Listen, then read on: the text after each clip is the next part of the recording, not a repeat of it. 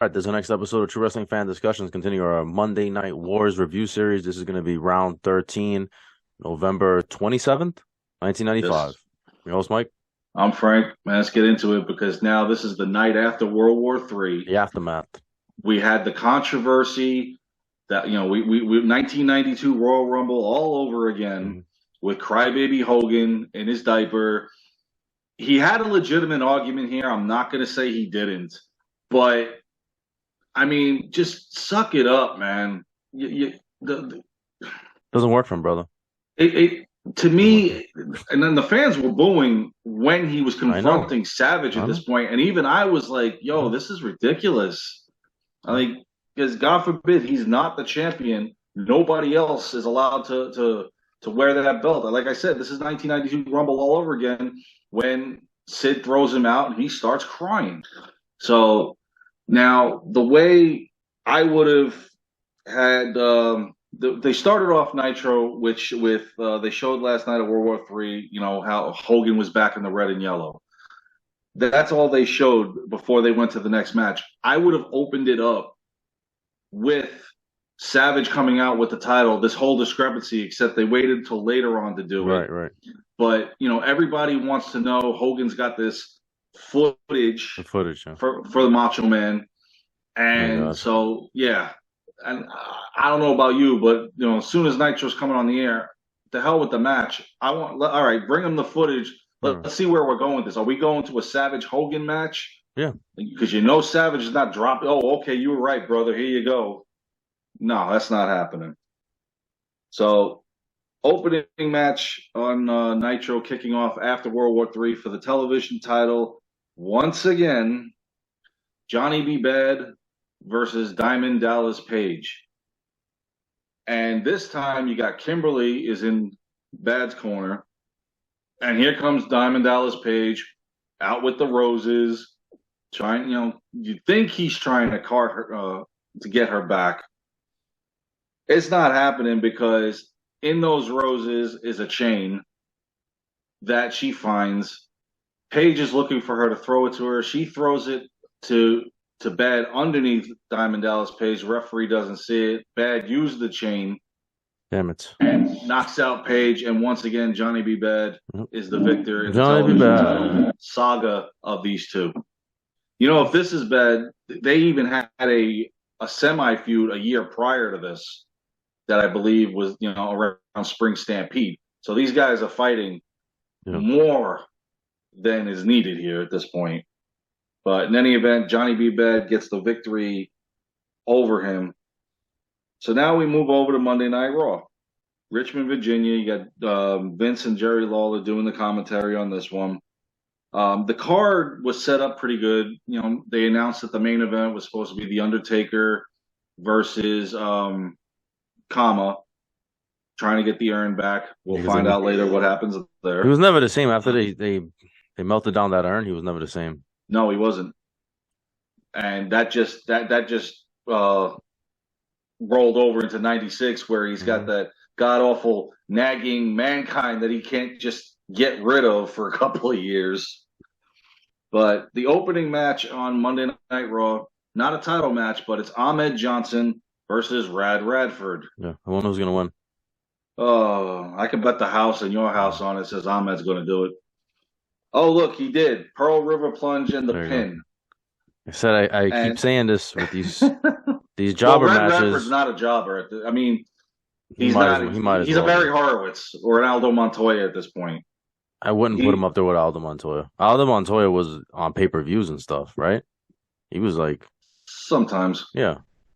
I mean, Red I Radford was trying to be a body donna in training at one point through '96, in He's a jobber. '95, '96. He's a jobber. Okay. Louis Spicoli. So poor Louis. After the match, Lawler had interviewed Ahmed Johnson about his upcoming In Your House bout, supposedly against Dean Douglas. It turned out to be Buddy Landell due to Dean Douglas being injured. Apparently, during this time, he had a neck and back injury, which is why he was injured. He was eliminated so quickly in the Survivor Series. He was already finished after the whole Shawn Michaels I think so. home. And even he has I think the following week he has an IC title match against Razor He Ramon does. that he's trying to fight through, but come the pay-per-view he couldn't make it, Which is so why Buddy he should have. Landell was replacing him. I mean, they should have just put the title on him, and he should have. Then he could have lost it on Raw to Razor. He should have just won the title that night In Your House instead of that whole fiasco with him, Sean giving him the belt. I think he would have held the title fine. As Shane a heel, Douglas, yeah, Dean Douglas they was a hated good him though. He was wrestler. hated. The Click hated him, and they made him look bad in the ring. And well, Razor did at least. He made him look bad, and so Yeah, because Razor was the one that was mostly in the ring with him. yeah. I actually saw a shoot interview with him recently. He explained how that In Your House match before they went over it with Razor, he was gonna try to they were gonna try to continue that feud, and his idea was, oh, I'm gonna stick my leg underneath the rope, and then that way I have a gripe, and I can say, hey, my leg was underneath the rope when you counted 3, so that shouldn't even be legit, and that would set up the rematch and everything. He said he stuck his leg underneath the rope, but that they didn't even acknowledge it. It's unfortunate that the Click had that much influence on the writers and everything because remember at this point now Bam Bam Bigelow had left. He got tired of it. Yeah. And he was on a good run and bad gimmick too though. But besides the Click, that gimmick was garbage. But he on who? On Dean or Bam? Dean Douglas. Dean Douglas was a horrible gimmick. He should have came in as Shane. He starts beefing with Ahmed. He confronts him. Yeah, he comes out and beefs with him. So they're building up that match for In Your House. Unfortunately, it's not going to be Dean Douglas. He'll be at ringside, but it'll be Buddy Landell that faces Ahmed Johnson. Unfortunately. Now, following that match, well, let's switch over to Nitro because it's time for our weekly Mean Gene with Kevin Sullivan and Jimmy Hart again. Only this time, not the Giant. Right. Well, he sat out one of them too before. He sat out a promo before. Mm-hmm. Only this one is Kevin Sullivan trying to find out what's the deal. Now, for weeks we've been trying to wonder what Hogan's been trying to figure out. What's the deal with Luger and Sting? The Luger, yeah. Now Kevin Sullivan is approached Jimmy Hart, asking him, "What's the deal with Sting and Luger?" And Jimmy Hart's like, "I got a plan. Don't worry about it." And Sullivan's getting pissed. Thing was, they were still friends. And I guess Jimmy Hart had the contract, right? He was managing. Yeah. I don't think he was really part of I never felt like he was really part of the Dungeon Room. I always felt like he was working with them. He was associated with it. He was associated, yeah. Like he was at that Doomsday. Yeah. He wasn't a made guy. He wasn't like a made guy. He was just like he was like a wise guy, Yeah, exactly. Associate, So and he gets booed when he comes out with Jimmy, but he gets cheered. But then he gets cheered when he's with He's not a heel, he's not a babyface. He's a two-way. Yeah. If that makes any sense. But it was still good storytelling. Yeah, no, I enjoyed it. Yeah. You gotta wonder: is Luger gonna eventually turn his back on Sting, or is Sting gonna turn heel? Or exactly. Turn heel. Yeah. That was always the question every week: is he gonna go over to the dungeon? That was good. So that was a pretty good interview with Mean Gene. And so the next match on their card was Cutie Suzuki and Mayumi Ozaki versus Akira Hokuto and Bull Nakano. Yeah, this match wasn't bad. It wasn't. It wasn't bad. It's just I feel bad for them because nobody cares. Yeah, they weren't invested in the match. They weren't invested in this. Yeah. They tried so hard just to do something out of the ordinary to get a rise out of the crowd, and it just wasn't working.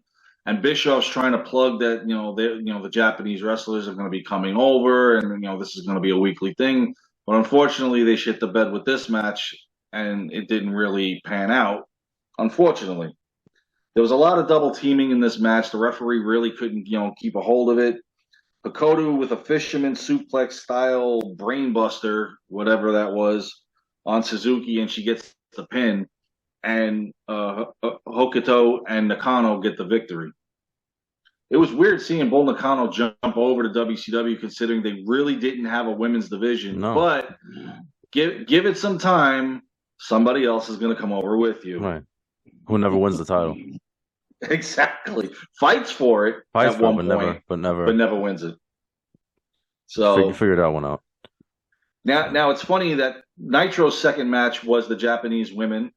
Monday Night Raw's second match. We got the Japanese women. We've got Alundra Blaze and Kyoko Inoue versus Aja Kong, which I thought was a badass, and I really thought they could have had a good feud, her and Medusa, and kind of maybe build up the division. Unfortunately, that wasn't going to happen. And Tomoko Watanabe, and if I'm pronouncing it wrong, my apologies. This match, again, wasn't bad, although I did feel like that Aja Kong was kind of really trying to oversell that back spinning punch of hers. And of course, they were building her up because she was the sole survivor at Survivor Series over Alundra Blaze's team. So, which would tell me that instead of doing a tag team match here, why not put the women's title on the line against her? That never happened, at least not on Monday Night Raw. So, and of course, Aja with the spinning roundhouse punch on Inoue gets the pin. So she doesn't pin Alundra, but she pins her partner, and they get the victory over them. But again, same thing like on Nitro. The heels won. Yeah, and they tried to get the attention of the fans, but they just weren't invested in it. So our next match on Nitro is a match to me that didn't make any sense. Hulk Hogan versus Hugh Morris. Yeah, like, and the fans were booing him. This is the start. If it hadn't, it started with started Sting. already. It started with when he fought Sting. Yeah. It's really coming out now because the typical. Okay, Hugh Morris does his moonsault. Yeah. Hogan hulks up, punches him, boot, leg drop, pin, and the fans are like, haven't we seen this for the last 13 some odd years or whatever? It's kind of getting stale at this point, unfortunately, because it's just the same old shtick every week. It's weird. It felt weird too. Hogan fighting Hugh Morris just didn't in the middle of the card. Yeah, not even the main event. Right. So, and then following that, Mean Gene interviewed Macho Man Randy Savage, the new WCW champion. Macho Man looked good with that title, man. Oh, yes, he did. Yeah, it fit him perfectly. Came out it was like a white outfit, right? It was like a kind of like a white outfit, I think. Yeah. I just saw this. I should know. That pretty soon, all the outfits kind of just mesh and all look the same. Yeah. No, but he looked sharp. He looked sharp. He looked like a champion. Yes, he did. He always wore it around his waist. Never really on the putting it on his shoulder, carrying it. He always had it around his waist. Now, naturally, here comes Hulk Hogan coming back out. Here comes the crybaby about World War III, the controversy, and he rolls the footage. And conveniently, it goes out. There was some technical difficulties. Exactly. And Hogan's just complaining. Macho Man's like, I don't know. And Hogan's complaining. I'm watching this. I'm like, I don't know why Macho Man tolerates him at this point. He's caused him nothing but problems. He got him mixed up in the whole dungeon mess. Never came out to help him. But then he wanted Macho Man to come save him. I would have slapped the taste out of Hogan's mouth. Now he's the king of the mountain. Right. Yeah. I'd have told him take a walk. Yeah. We've been through this before. Yes. Only this time Elizabeth's not there. Right at this moment. But Hogan's still jealous. Same thing. So all of a sudden now out comes the Giant, takes out Hogan, choke slams Randy Savage on the concrete. The champion. The champion just taken out just like that. He threw Hogan a beating. Yep, they went, and then so Sting comes down. Hogan hits Giant with the chair multiple times. And then as Giant's getting ready to hit Sting with the choke slam. Again, why is Sting now? Sting is another one. Why are you going out there? You've got your business with the Four Horsemen, plus problems. All this stuff with Luger. Yeah, why are you getting involved in this? Didn't Hogan dump him out in World War III? Hogan dumped out Sting, right? He dumped out Sting, Giant, and Luger. Yeah. While Savage was dealing with the one-man gang. Yeah, they had their backs turned. So look at that. Hogan, all right, help me, brother. Oh, you're almost out? Yeah, let me help you. Let me Shawn Michaels Sweet Chin Music Diesel, Diesel type thing here. I don't know. But if you do it to me, I thought we were friends. Right. As a result of this whole action, the following week we'll find out that Hogan, the Giant, are all like under probation and everything from the board of directors and stuff because the referee, I believe, got hit too. It's gotten out of it's gone too far now. Seriously. But it was fun to see. Yeah. No. This is all entertaining. I mean, we're bashing Hogan, but we're being semi-serious, But But it's Yes. fun. It's fun stuff. So let's move over to Monday Night Raw, the not so fun stuff, because our next thing they showed last week what happened at Survivor Series with Diesel attacking Brett, Hmm. and then of course the night after the infamous interview, he's back, the guy at Providence at the Rumble and whatnot, and now of course here we got the return of For the love. Brother Love. Oh my I don't know. God. I was like, what the hell is he doing back? Oh I don't even man. remember the last time we saw him prior to this. It had been a while. And it's been a long Yeah. time. Not like I missed him, because when we got Jerry Lawler to deal with, we don't need both of these guys. Yeah, it's a little bit too much. Brother Love's interviewing Bret Hart, doing his usual thing. Brother Bret, ask him a question, don't let him answer it. Now, this is where it gets ridiculous because, okay, Bret has got the British Bulldog at In Your House. He's got Diesel wanting a rematch. He's got The Undertaker. All of a sudden, they've put his name into it. That is a vying for the number one contendership. You got Shawn Michaels sometimes on the horizon, with everything that's going on with him. And out of nowhere, we do another Bob Backlund crossface chicken wing. I forgot about this. Completely forgot. Did you remember this? I didn't remember this. No, I honestly, I'm going to tell you right now, I thought this all ended after WrestleMania 11. WrestleMania. I completely forgot about this. And I was like, oh no. We're going backwards now. Yeah, well, we might as well. We went to Jerry Lawler again, right? Let's go back to Bob Backlund. Now, he is going to face him in the coming weeks, but thank God it's not a title match. But Backlund gets irate about that, saying, I want to be God again. Please, what? Please no. So that whole thing just was not needed. But next match on the card was Hunter Hearst Helmsley versus John Crystal. Oh, Lord Jesus Christ. Yeah. I'll save you the time. Pedigree and a pin.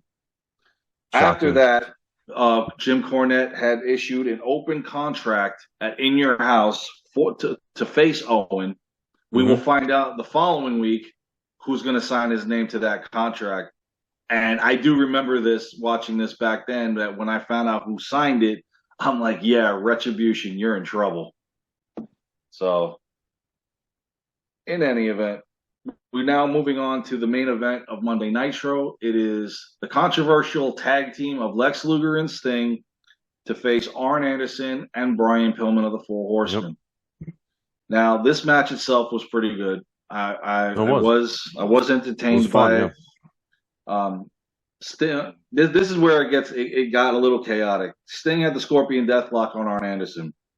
Pillman was on the top rope, and Luger threw Pillman off onto Sting, which now you got to wonder, did he do that deliberately? Was it an accident? Here we go with all of this. So Sting rolls up Pillman for the pin. At the same time, Flair had come down to attack Luger, and then Arn Anderson immediately DDT'd Sting as soon as he got out of the pinning. So they're getting the 3-on-2 assault. Here comes Hogan coming down, and he went after the Horsemen. Now all of a sudden we're back to Hogan and Flair, which is something I already had enough of. But we got 6 years of Nitro. We're going to have plenty more of these. Gotta keep going. Gotta keep going. And then, of course, Hogan was going to go after Luger, but Sting stopped him.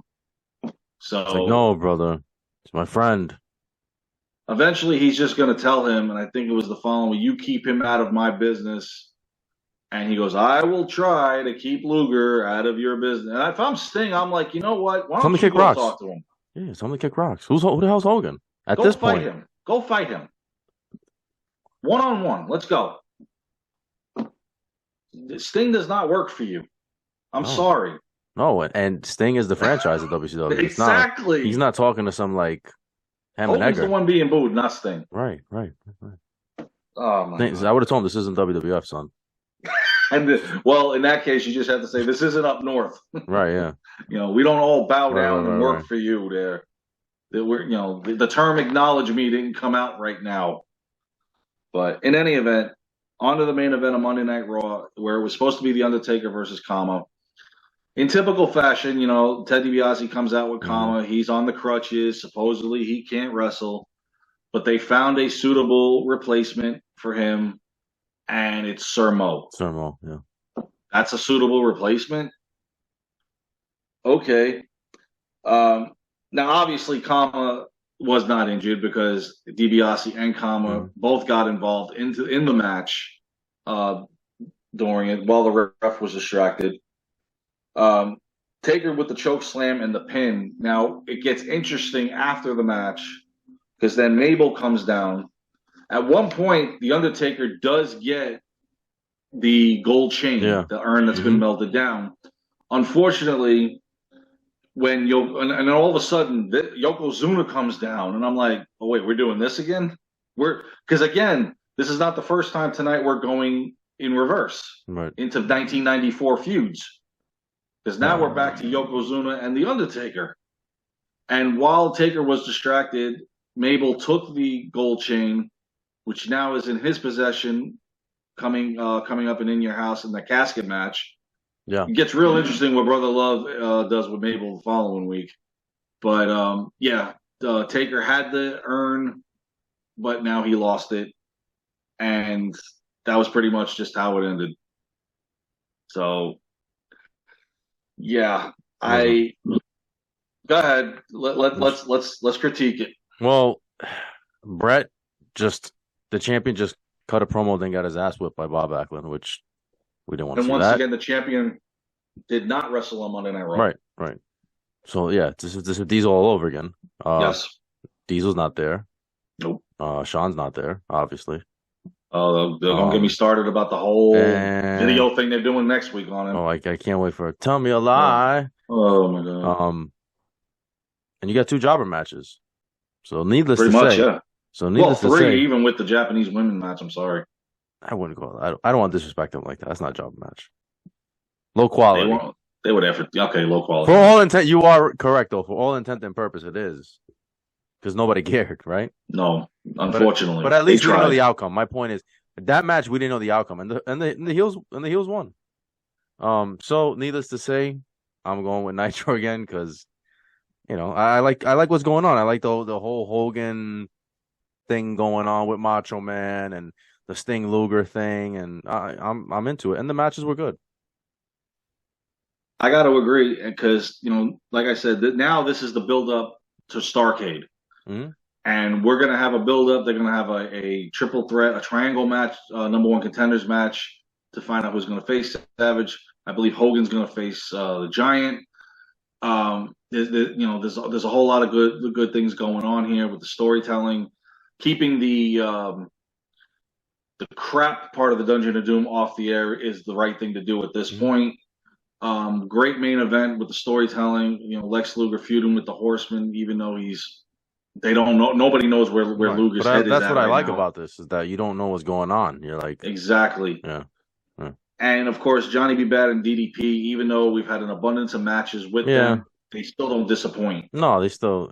And now the whole Kimberly flip flopping and now going with Johnny B. Bad makes it more interesting. I'm giving it to Monday Nitro as well. Yeah.